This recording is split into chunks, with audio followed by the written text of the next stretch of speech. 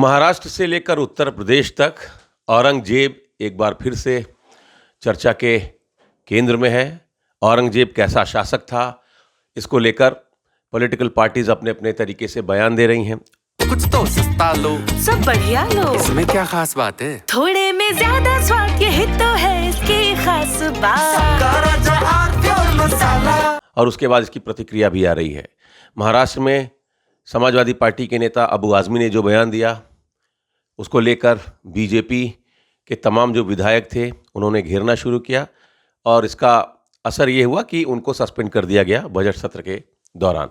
उत्तर प्रदेश में भी मुख्यमंत्री योगी आदित्यनाथ ने ये कहा कि अबू आज़मी को उत्तर प्रदेश भेज दीजिए, इलाज हो जाएगा। अयोध्या के जो सांसद हैं अवधेश प्रसाद, उन्होंने कहा कि कोई बुराई नहीं है इस बयान में। तो अपने अपने तरीके से राजनीतिक पार्टियां और जो राजनेता हैं वो इसको देख रहे हैं। इस पर बातचीत करने के लिए हमारे साथ समाजवादी पार्टी के ही सांसद वीरेंद्र सिंह जी हैं। सर, आपने भी सुना होगा औरंगजेब को लेकर विवाद चल रहा है समाजवादी पार्टी और भारतीय जनता पार्टी में। आप क्या सोचते हैं औरंगजेब को लेके? देखिए, सवाल के औरंगजेब का नहीं है, सवाल इतिहास के उन पन्नों को यदि खंगालेंगे तो पाएंगे कि तमाम ऐसे मुस्लिम हमारे यहाँ शासक रहे हैं जिन लोगों ने अपने राज्य की कुर्बानी भी दे दी इस देश की आज़ादी की लड़ाई में। इतिहासकारों ने उनके बारे में भी लिखा और अन्य शासकों के बारे में भी लिखा।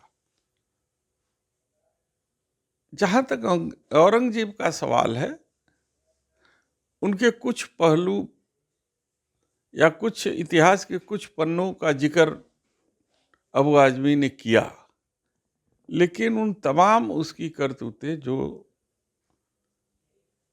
संवेदनशील हैं, जो हमारे भावना को आहत करती हैं, और जो सलूक उसने औरंगजेब ने हमारे इस देश के राजाओं और शासकों और जनता के साथ किया, वो किसी भी तरीके से उसे सराहा नहीं जा सकता। तो मेरा केवल इतना कहना है कि अपना बयान देने से पूर्व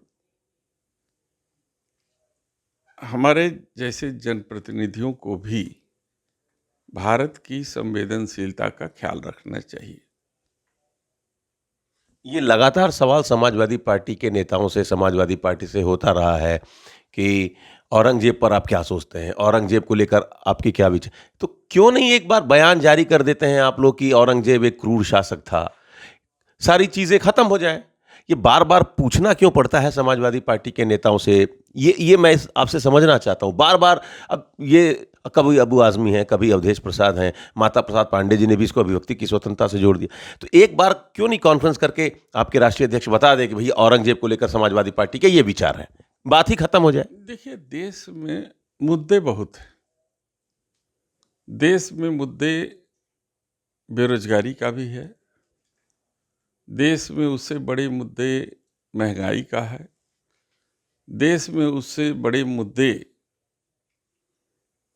जो है हमारे किसानों के लिए है, शिक्षा का है, स्वास्थ्य का है। औरंगजेब का मुद्दा कोई मुद्दा नहीं है। ये 200 साल पुराना किसी इतिहासकार ने अपने अपने तरीके से क्या लिखा, ना हमने देखा ना आपने देखा। आपने कुछ किताब आपने पढ़े, कुछ किताब हमने पढ़े। ये विषय इतना इम्पोर्टेंट क्यों है? ये विषय तो वर्तमान भारत का भविष्य क्या होगा, भारत का विकास कैसे आगे बढ़ेगा, विषय है भारत की इकोनॉमी कैसे देश की सबसे बड़ी इकोनॉमी बनेगी, भारत कैसे इस दुनिया का तीसरा शक्तिशाली देश बनेगा। सवाल ये है। मतलब आप ये कहना चाह रहे हैं कि औरंगजेब को आगे रखकर बीजेपी बाकी मुद्दों को पीछे ले जाती है? अब इससे तो यही प्रतीत होता है ना, जब कोई भी बात गैर जरूरी हो और उस बात को इस तरीके से देश के सामने लाया जाए तो निश्चित रूप से सोचने पर व्यक्ति मजबूर होता है कि आखिर भारतीय जनता पार्टी की प्राथमिकता है क्या? क्या भारतीय जनता पार्टी की प्राथमिकता में इस देश की गिरती जो अर्थव्यवस्था है, जो हमारा सेंसेक्स कहाँ से कहाँ नीचे पहुंच गया, डॉलर के भाव कहाँ से कहाँ गिर करके आ गया, बेरोजगारी दर हमारा कितना बढ़ता जा रहा है, देश में प्राइमरी एजुकेशन, प्राइमरी स्वास्थ्य, उसका इंफ्रास्ट्रक्चर कितना गिरता जा रहा है, हम उन सब चीज़ों पर बात न करना पड़े, इसलिए भारतीय जनता पार्टी नए नए मुद्दे, संवेदनशील मुद्दे जिसमें उलझा करके देश को गुमराह करने की कोशिश कर रही है। मतलब औरंगजेब बीजेपी के लिए ढाल का काम करता है। औरंगजेब ही नहीं, हर वो मुद्दा जिसमें भारतीय जनता पार्टी को वास्तविकता से दूर रखने का मौका मिले, वो सारे मुद्दे पर वो बहस करेंगे। आज मैं विधानसभा के बाहर था, वहाँ पे दर्शक दीर्घा में भी था, और आपने सुना मुख्यमंत्री जी को? हाँ, मुख्यमंत्री के आज विधान परिषद में भी सुना। तो वो तो कह रहे हैं अबू आजमी को यूपी भेजे, इलाज हो जाएगा। ये भाषा किसी मुख्यमंत्री की नहीं है। मुझसे सीनियर हैं वो, हमारे 25 करोड़ जनता का प्रतिनिधित्व करते हैं। ये उस देश के मुख्यमंत्री है, उस प्रदेश के मुख्यमंत्री हैं जहां से देश के कई कई प्रधानमंत्री दिए हैं। उनको अपनी भाषा पर नाराज हो जा रहे हैं ना, ऐसा बोल दिए अबू आजमी, नाराज हो गए मुख्यमंत्री जी।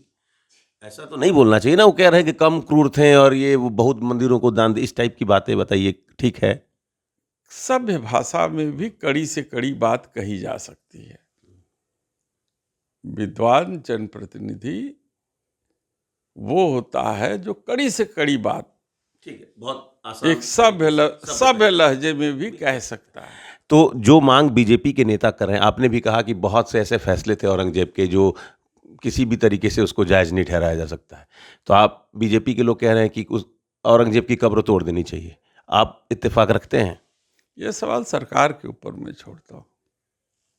मुजफ्फरनगर का नाम बदलने की बात हो रही है। यूपी सरकार, योगी सरकार अब मुजफ्फरनगर का भी नाम बदलने जा रही है, ऐसी चर्चा है। क्या कहेंगे? शिवपाल जी ने तो कहा कि इनका बस चले तो हमारा नाम बदल दे, चच्चू चच्चू कह रहे हैं हमको। देखिए, अगर नाम बदलने से विकास होता हो, नाम बदलने से हमारे जो 69,000 शिक्षक जिनकी नौकरी नहीं लग रही है, अगर नाम बदल देने से नौकरी उनको मिल जाती है, तब तो ये बात सही है। लेकिन नाम बदलने से होगा क्या? नाम बदलने से विकास नहीं होता है। यह बात माननीय मुख्यमंत्री जी को जितनी जल्दी समझ में आ जाए, भारतीय जनता पार्टी को जितनी जल्दी समझ में आ जाए, वो ज़्यादा अच्छा रहेगा। एक आखिरी सवाल, मुख्यमंत्री जी ने सदन में कहा कि प्रयागराज का एक नाविक परिवार करोड़ों रुपया कमाया 1.5 महीने के अंदर। 45 दिन महाकुंभ का जो अवसर था उसमें वो 30 करोड़ से ज़्यादा रुपए कमाए। 100 से ज़्यादा नावें उस परिवार ने खरीदी और संयुक्त परिवार था। तो ये तो महाकुंभ जो है तो प्रदेश की अर्थव्यवस्था तो बढ़ाया ही, लोगों को भी सशक्त किया, ये सरकार का कहना है। आप मानते हैं ये बात? तो 30 करोड़ पे वो टैक्स दिया होगा सरकार को। तो पहले मुख्यमंत्री जी बतावें कि वो 30 करोड़ पर कितना सरकार को टैक्स दिया। तो ये कहानी लग रही है आपको क्या कि हकीकत है जो मुख्यमंत्री जी कह रहे हैं सदन में? माननीय मुख्यमंत्री जी कह रहे हैं तो मैं कहानी क्यों मानूं? मैं तो मानता हूं कि नहीं, माननीय मुख्यमंत्री जी सत्य बोल रहे हैं। लेकिन माननीय मुख्यमंत्री जी देश जानना चाहता है कि यदि वो 30 दिन में 30 करोड़ कमा लिया, 45 तो 45 दिन में तो सरकार को कितना दिया। चलिए, तो वीरेंद्र सिंह जी का कहना है कि अगर नाम बदलने से 69,000 शिक्षकों की समस्याएं खत्म हो जाए तो इससे अच्छा क्या है। सांसद महोदय ये भी कह रहे हैं कि महंगाई, बेरोजगारी और भी बहुत सारे मुद्दे हैं। औरंगजेब की आड़ में या धार्मिक विषय उठाकर या इतिहास में जो चीज़ें दफन हो गई उनको सामने लाकर जो मूलभूत समस्याएं हैं उनसे सरकार बच नहीं सकती है, वो ज़्यादा जरूरी हैं। Amit Singh, TV 9 UP, Varanasi. थोड़े में ज्यादा स्वाद, यही तो है इसकी खास बात। वाओ मम्मा, क्या स्वाद है। अरे मेरे राजा, मसाला